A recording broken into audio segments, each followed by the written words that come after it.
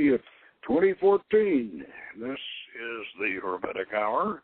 I'm your host, Poke Runyon, and tonight we present a panel discussion on the 22nd path of the Tree of Life, and that leads from Tiphereth to Gabora.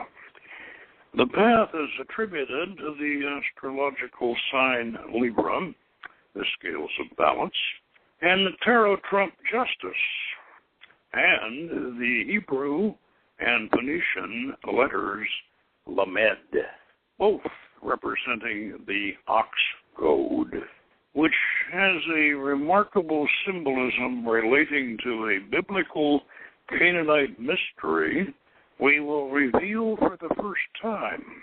This path also ends up at the narrow bridge leading to the castle on the edge of the abyss. That's Gabora, of course. And again, we refer to John Michael Greer's Paths of Wisdom and Garrett Knight's Practical Guide to Kabbalistic Symbolism. Now, if you want to meet Osiris in the Great Hall of Judgment, remember, like Santa Claus, he has a list of who's been naughty and who's been nice. So be good, for goodness sake. Now, I said it'd be a panel discussion because I hope Frater Solomon calls in. In case, Michael, in case you've forgotten our guest call-in number, it's 347-857-1830. Now, if anyone else would like to call in and discuss this path and or anything related to this path, this is the guest call-in number, 347-857-1830. Now, to begin with, let's set the stage like we do in these path-working broadcasts. Take a little time to set the stage so those that are just catching up with us can kind of get an idea of what's going on, where we're at, and how we do it. This is, in our way of doing it, this is a working which starts out with Kusor's boat. Now, as I have described before, Kusor's boat, or Tubal-Cain's boat, is a magical device based upon Phoenician Canaanite mythology in which Tubal-Cain, Kusor, and Cassis, who is analogous and sometimes interchangeable with both Hermes of the Egyptians, the craftsman god, Hephaestus and Vulcan and whatever, the blacksmith god, the craftsman god, the engineer of the gods, so to speak. And he supposedly invented the fishing boat way back when the Phoenicians were not quite ready to put to sea in a big way, but they certainly were fishermen, and Kusor invented the fishing boat. And so what we have done is we have created a flying boat. It's a little boat that is shaped like a bird, except the wings are folded along the thwarts, and half of it is black and half of it is white, and it's black on the port side and white on the starboard side. And it has a beak like an ibis, so it looks like it could be called an ibis boat. It has a cockpit, and it has a compass, and it has a rudder, and it has everything a boat needs, plus a couple of little platforms on the thwarts for candles for the color of the particular sphere that we're heading for. And we light those candles, put the boat on the altar, and we get into the boat using the power of our imagination, and we sail through the soul door or the dark mirror, and off we go to fly over the paths we have already walked. That's the purpose of Kusor's boat, is so we don't have to navigate the whole tree again from the Temple of Malkuth at the bottom. And this will take us over that which we have already covered, and we'll land at the base of the path, the upper path that we're going to trod on, and then we'll pick up the boat on the way back. It's a beautiful device, and you can see this device if you are an associate member and you have our path working video. You can see this device pictured. Now, we would, in this case, we would fly Cusor's boat up to Tippereth, and we would, in this case, land past the pyramid in Tippereth, and we would, that's the pyramid of transformation and sacrifice or whatever, and we would then embark on foot, taking the path 22, the path of justice, and walking our way up to Gabora, meeting the requirements of the path. Now, I want to read to you here all of the different basic attributes and all of this path as set forth in John Greer's Paths of Wisdom. This will get us oriented here. Path 22, the path of Lamed. The letter of the path is Lamed, and it represents the ox goad. And as I said, it represents the ox goad both in Hebrew and in earlier Phoenician. Now, the name of God is YHVH, or the Tetragrammaton. That's the name of God applied to the path. The astrological correspondence is Libra, the scales. The tarot correspondence is Trump 11, Justice. The esoteric title is the Daughter of the Lords of Truth, the Holder of the Balances.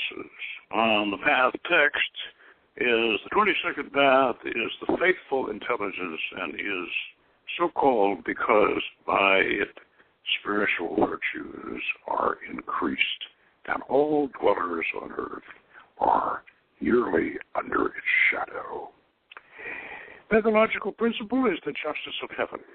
The experiences of the path, narrow bridges and pathways, guarded gates and other barriers, images of duality and division, visions of past lives and their influence, trial before non-human judges. Entities of the path, angels, people from the past lives, gate guardians. Magical image, an arch of emerald green bearing the letter Lamed in brilliant white upon its keystone. The door in the arch bears the image of a tarot trump.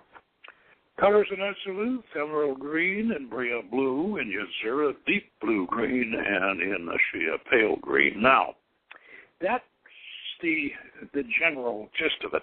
But let me make a few observations about these correspondences in relation to the path as we know it and the sphere it goes to. The narrow bridge. Now, the way we conceive of Gabora is that it is a castle on a pinnacle of rock that is out on the edge of the abyss. And that's the abyss between the top three spheres of the tree and those beneath it, which some people interpret as the abyss between the Briatic dimension and the Etheric dimension, although that's an oversimplification. But this is, of course, going from the castle of Gabora on up. You would take the path of the chariot, and that would be on up to Binah. Now, that bridge spans a chasm. It leads out from the edge of a cliff, the chasm, out to the castle on the pinnacle of rock. And the castle, of course, is the castle of Gabora. It's very much of a fortress, and it is ruled by the goddess of war, Anath, who we dealt with last week, if I recall, and her attributes and what she has to impart to you and also what she has to give you.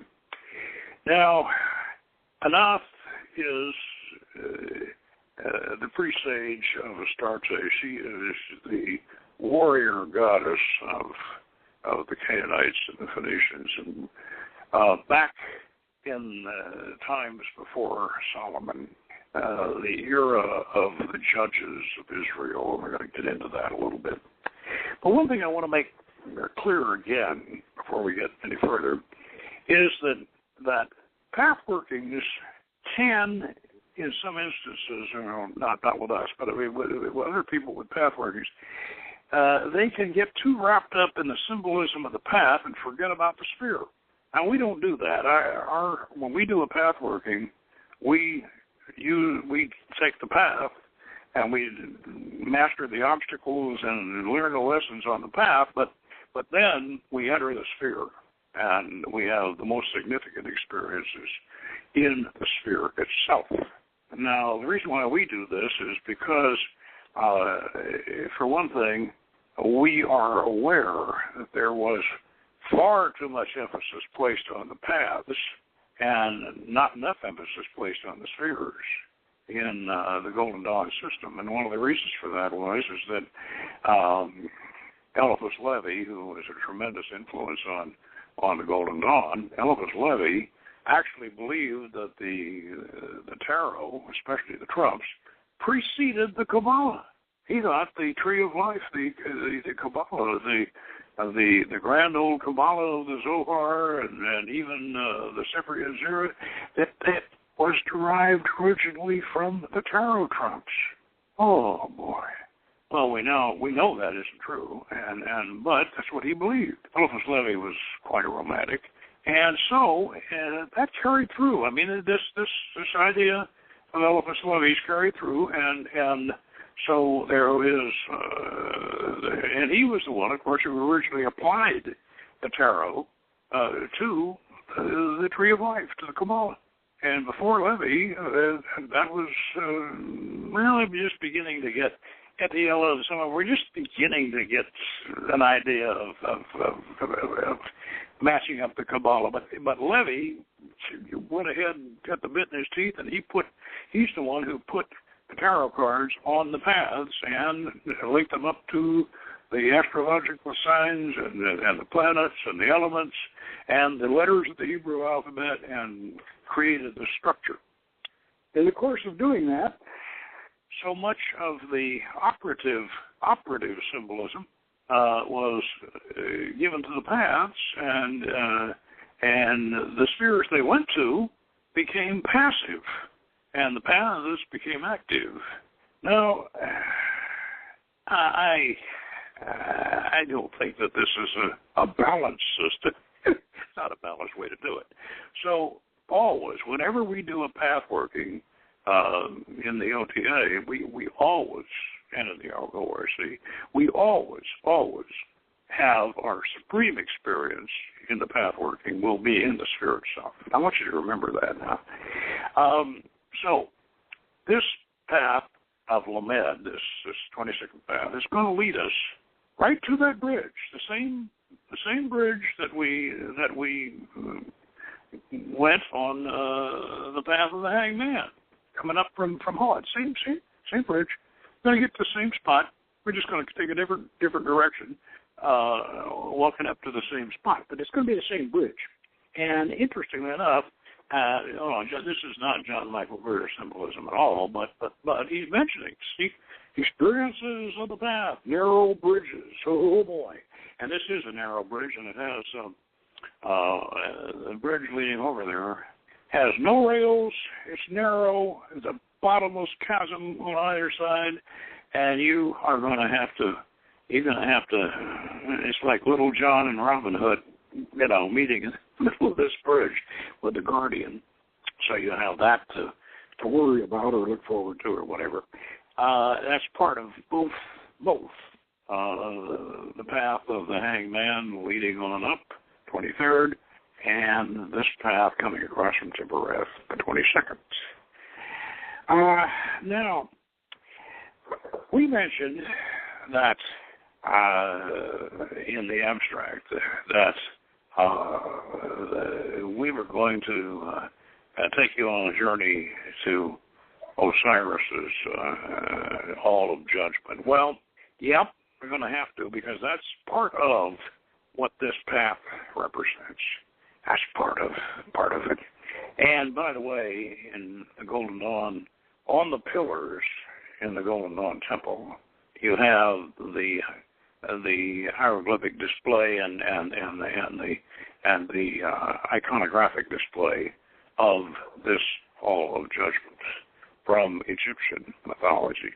And what this amounts to, and just to do a little reviewing here. By the way, the Phoenicians and the Egyptians had a lot of interchangeable mythology, and their Egyptian gods and Phoenician gods were interacting in each other. Kusar, who invented the fishing boat, is also almost interchangeable with Hermes. In fact, at one point in Phoenician mythology, they went down to Egypt to get Kusar to bring him back for a council of the gods.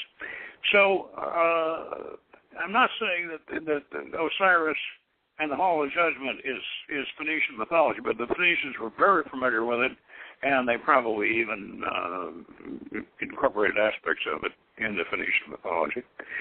Now, what it amounts to is this. Osiris, as you all know, or should know, was murdered, stealthily murdered, by his evil brother, Set, the Typhon monster, or whatever you want to call him. He lured Osiris into this coffin and was going to give him this really fine coffin, and he wanted to see if it fit Osiris, and he got him in the coffin. Of course, he got him in the coffin and murdered him and smothered him to death and whatever. So then Osiris, instead of being resurrected like a year king, although he had some of those attributes, he's sometimes pictured as green, but instead of being resurrected to come back with the spring planting or whatever, like Baal does, instead of that, Osiris went up to the what the Egyptian version of heaven. He went up to the outer world. I mean, to the spiritual realm, and he there judged the dead. When the spirits of the dead would come to the Hall of Judgment, Osiris would sit in judgment. And Anubis, of course, the god of death, would lead them into the Hall of Judgment. Now, if you had been good and moral and charitable and honest and true and all of that, then you would go on to the Egyptian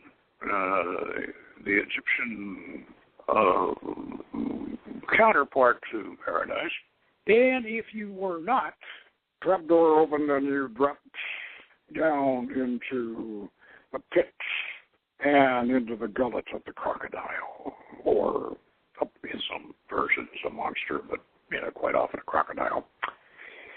And this is probably where James Barrie got the idea for the crocodile that followed Captain Hook along, and had the clock ticking in his belly. That's probably where that came from. But the important thing here is the scales. This is what relates this to the scale. Your soul and your deeds were judged against a feather on one side of the scale, and your deeds and your sins and everything else on the other side. And if they were any heavier than that feather, you are in trouble. And it was crocodile time. Now, you can see that this is in a sense, spiritual justice. Now, the justice card, as it's pictured in most instances, especially in the weight deck, or the case deck, or whatever, you notice that justice is female, sitting there holding her sword in front, and the scales in one hand and the sword in the other. But in this tarot card, this is a point that John Michael Greer makes, that in this tarot card, she's not blindfolded. like we have in our version of the statue in Washington. This, in the tarot card, she's not blindfolded. Why? Because this is a spiritual judgment, and there's no need to blindfold the judge in this case, because the judge sees and knows. That's a very important point. Now, let's talk about this justice, because essentially the main thing here is the Hall of Justice and Osiris, and this analogy of the spiritual nature of the judgment. Now, this is important for a number of reasons. And this is a point that both might as well be asked Garrett Knight and Mike Revere both make this point, that justice, like evil, is in the eye of the beholder. Justice, like evil, is subject to different interpretations. And what some people think is justice, other people think is a terrible travesty of justice. Now, to give you an example, this is an example pretty close to home. We have in this country right now, today, we have a serious divide. And it's not just political, it's also spiritual. And the divide is between those who believe in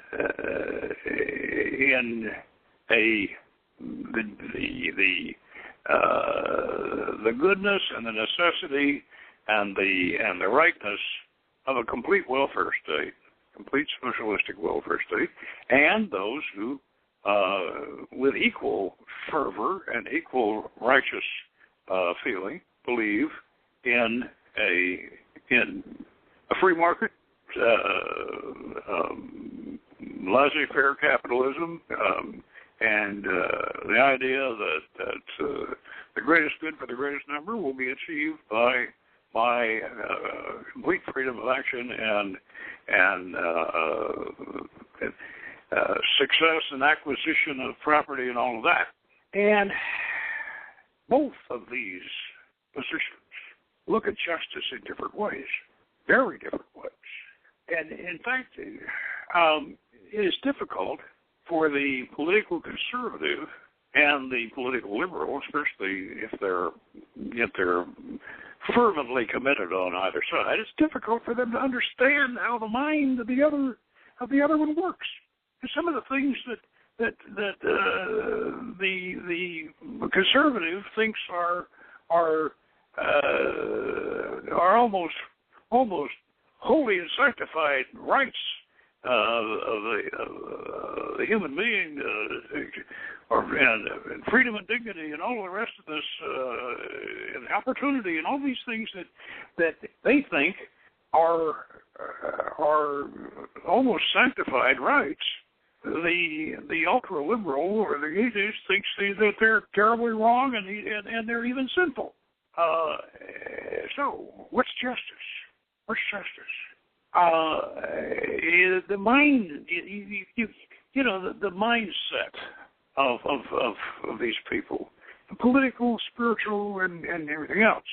Now, it doesn't do any good to remind some of these conservatives, these arch-conservatives, that Jesus preached what to some people seems like a form of communism. I mean, yeah, but these people profess to be devout Christians, and then the liberals look at devout Christians almost as if they were somehow or other that was where they were deriving their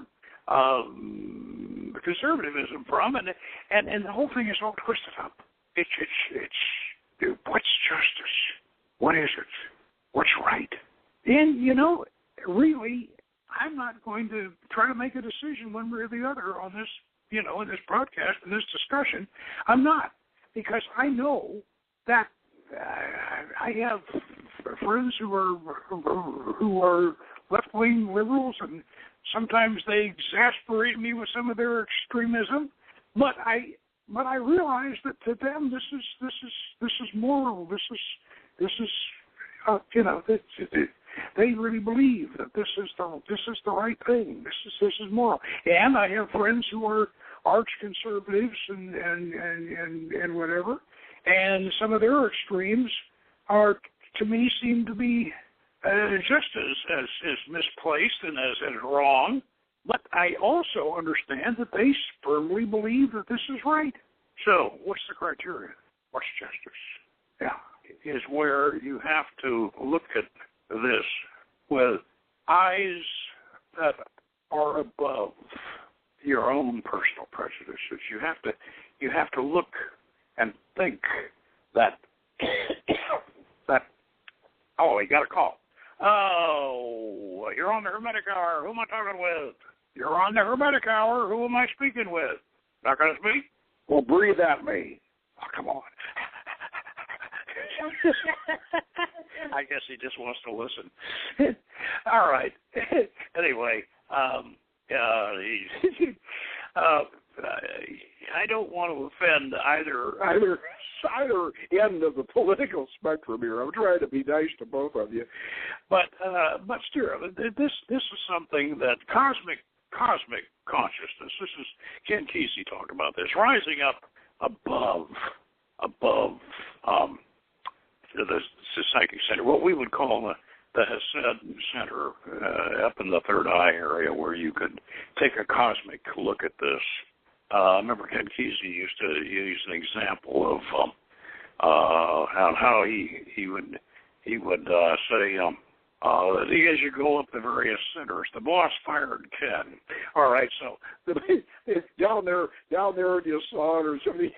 Oh my God, the boss fired! Oh, he's panicking, and then he gets up a little bit higher and up in the hood, and he says, "Oh, the boss fired me!" Oh, and he's mad. And when he gets up to Gabora, but he's really furious.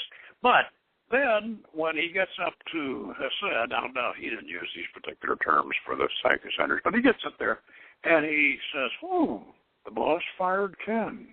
See, he's gotten beyond his personal feelings there. He's looking at this thing from a standpoint. Sometimes it's good to use the analogy if you are a rational humanist rather than an occultist. And some of us are occultists happen to be rational humanists too. It's good to take the Martian perspective. Now, when I say that, I do not mean a perspective of Tarsarchus the Thark or Dejathoris or any. That's not the Martians I'm talking about. I'm talking about a hypothetical Martian who is very advanced and looking at Earth people as from sort of a detached point of view, and thinking about or observing what we consider to be morality and what we consider to be the moral issues and what we consider to be the way we should feel about poverty and about crime and about engrossment. By the way, that's an interesting word, engrossment. We don't use that word anymore. That's something to think about, isn't it? A wonderful word. I mean, or a terrible word, actually. It means cornering the market on an essential commodity and then jacking the price up. And it used to be, back in the 18th, 19th century, early 19th century, it was a crime, and it was punishable back during the colonial times, it was punishable by pillory and ruin. Yeah. We don't even use the word anymore. Why? Because it's become, engrossment has become something nice. It's become something acceptable. Oh, yeah. Remember Enron? Oh, boy. Yeah. And so the word's been eliminated from our language. Just like the word loan, the two words loan shark. You never hear that anymore. Those words have been taken out of the language. Why? Because the biggest banks in the country are charging what they would have gone to jail for back when we used the term loan shark. That's why. So, what is justice? What is a crime for some? Is a rightful expression of freedom for others. Now, I said in the abstract, preamble, that we were going to deal with a biblical Canaanite mystery that relates to this path. And we're going to reveal this for the first time. I think we probably are revealing this for the first time because I've read a lot of material on the Tree of Life and on the symbolism and whatever, and I've never run across this analogy. But I want you to really, really kind of consider this. In the Bible,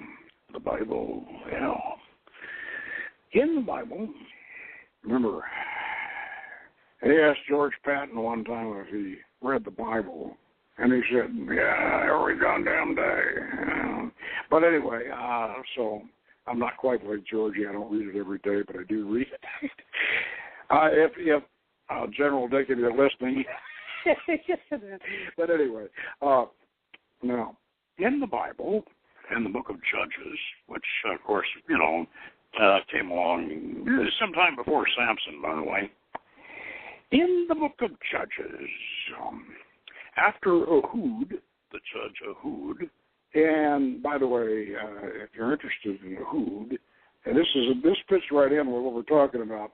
Ehud was a judge of Israel, and that's let's see, what chapter is that? Ehud. He is Judges 3. Judges 3, and Ehud.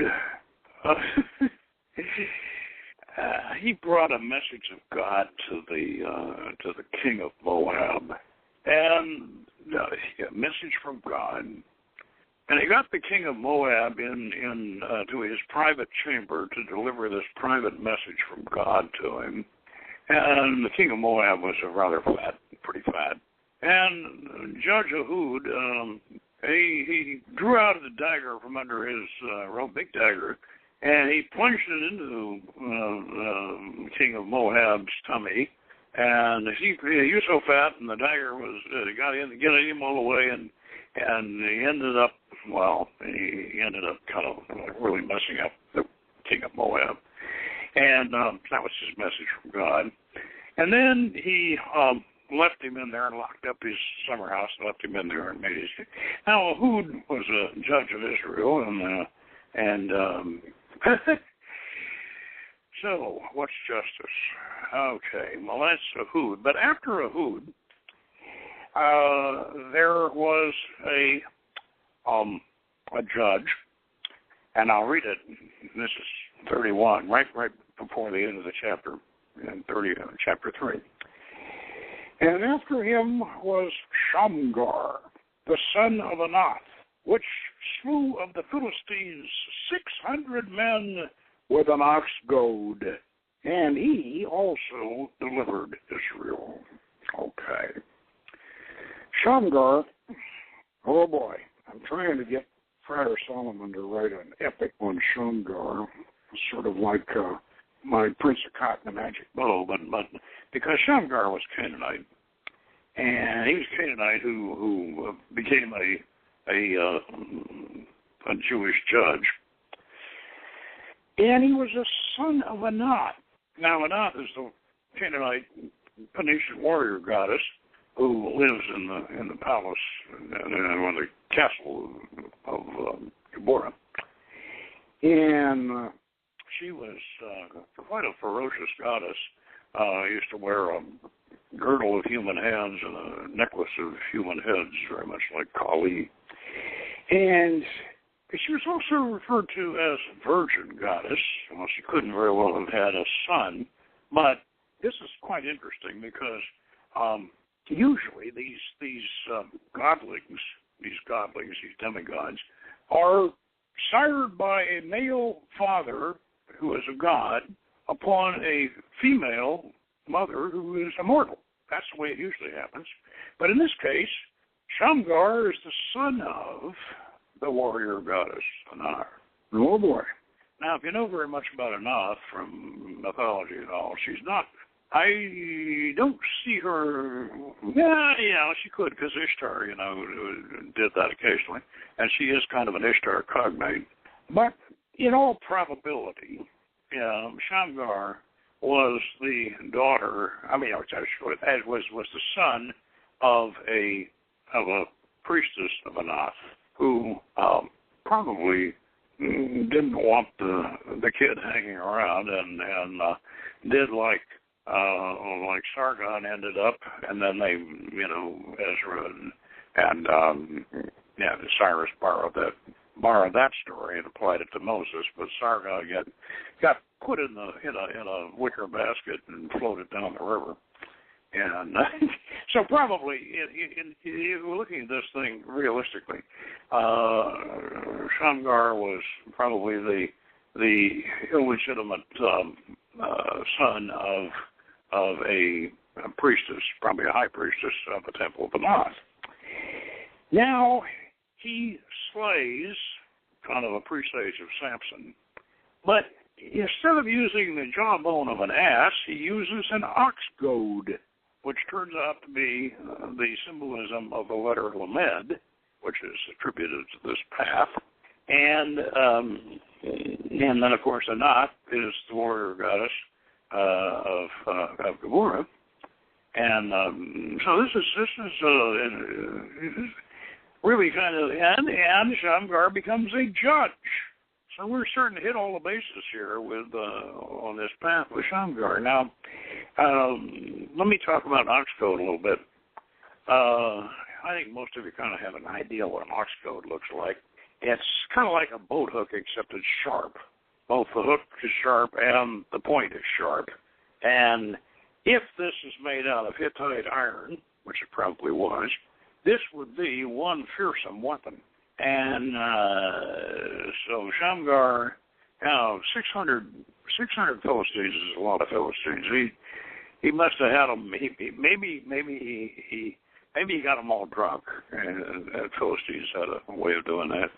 He might have gotten them all drunk and done like Grendel did with the Vikings, and just wait till they were all drunk and then go in and do them in. But anyway, the ox goad is the letter Lamed, and so we need to look at the story of Shamgar and realize that here we have a real connection between Canaanite mythology and biblical mythology and justice and all. So I think Shamgar and his ox goad are definitely attributed to this path and should be a symbolism, part of the symbolism of it. Now, so we have Osiris and his scales, and I might mention too that when it comes to scales, that down in Hod, we use the scales to get up to the library, sort of as an elevator. But there, what we're doing is we're balancing. We're taking the male and the female aspects of the individual person and personifying the opposite gender, the animus, whatever, in order to individuate the individual, to get them up to the library so they can receive the knowledge in there. So that's a little different. That's not a scale of justice. Here on this path, we're dealing with scales of justice and whatever justice is. At one point, backtracking a little bit, we did a show, I think it was 2 years ago or more, on the nature of evil, of what is evil. And this goes along with our idea of justice. What's evil? Really, it's very, very hard to define evil, especially when you get these skewed perspectives, like what you think is and according to whatever religious philosophy you have, you get a different picture of evil depending upon what your philosophy and your religion is. I give you an example. Last night I was reading. I have a great big fat book on Near Eastern mythology and legends and all this kind of stuff, which I feed myself to sleep with sometimes. And I ran across a story from the early Christians of Anatolia called Matthias and the Cannibals. Now, this is a story about a couple of Jesus' apostles. One of them is named Matthias, another one's named Andrew. And Jesus wants Matthias to go to the land of the cannibals and try to convert them to Christianity, get them away from cannibalism. And he's going to suffer all these terrible things, but he's going to have to endure them. And then he's in his mission. Well, this is a very gruesome story. I mean, this story is so gruesome, but by the time this story's done, Jesus himself, and poor Matthias doesn't do anything terrible except get awfully tortured and miserable. He doesn't do anything really bad. But by the time this story's over with, Jesus and Andrew have committed so many atrocities and so many savage, ruthless doings in their attempts to convert the cannibals that they're worse than the cannibals.